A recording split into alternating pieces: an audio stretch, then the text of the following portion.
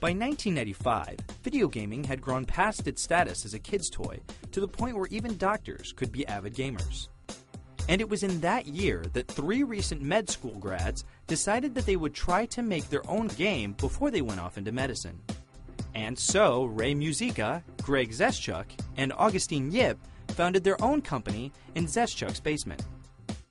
And over the years, that unlikely startup has grown into one of gaming's most fabled studios, with a name that has become synonymous with narrative excellence.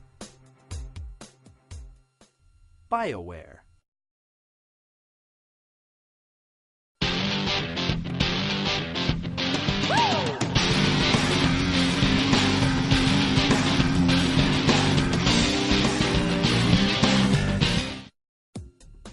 The fledgling company's first game was Shattered Steel in 1996, a first-person vehicle shooter for Microsoft DOS.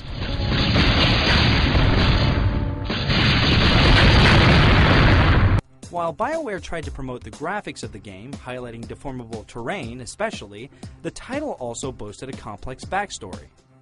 In an age when many shooters simply gave the player a gun, this level of in-depth context was unusual. It would grow to be the company's defining trait. After Shattered Steel, Muzyka and Zeschuk wanted to continue on to the next game. But their founding partner, Augustine Yip, decided to go back to medicine and left the company behind. Despite the loss, BioWare was already well into production on their next game, Battleground Infinity, and started to shop it around to publishers. But when Black Isle Studios, a division of Interplay, saw the game, they didn't want to publish it. They wanted to turn it into a signature game for the company, and gave BioWare the license to turn Battleground into an official Dungeons & Dragons game. The result was Baldur's Gate in 1998. Taking place in the Forgotten Realms setting of Advanced Dungeons & Dragons 2nd Edition, the game stayed true to the spirit of the grandfather of all RPGs, with every move, attack, and spell calculated out exactly as they should. But while all the math was correct, BioWare wisely decided to make this process invisible to the gamer. As such, even gamers who had never read a rulebook before could quickly and easily immerse themselves into the Forgotten Realms. The action occurred in real time, a first for a D&D video game, though players had the option to pause before the battle started, map out each teammate's movements and attacks, and then unpause to watch his strategy unfold.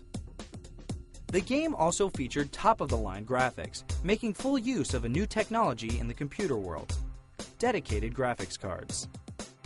But where games like Diablo had focused mostly on slick graphics and hack-and-slash mayhem, Baldur's Gate would be most renowned for its story.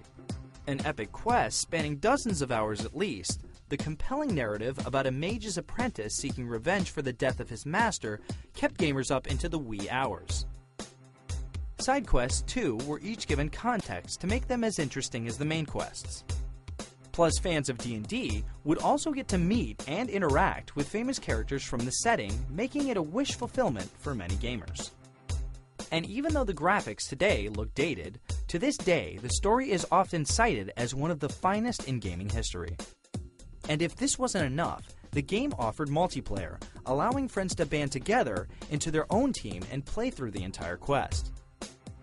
It was the first computer RPG to do so, and it allowed the game's popularity to spread quickly since a hardcore gamer could help his less experienced friends along in the story. It all added up to one of the biggest commercial successes of 1998, and an instant member of the RPG pantheon. In only 3 years and 2 games, BioWare had leapt from doctor's hobby to market leader. So fast had been their rise that nobody knew if they'd be able to maintain their phenomenal drive to the top. Fortunately for them, BioWare's own epic quest had plenty of game left in it. Tune in next time to see how BioWare took the reins of a completely different franchise.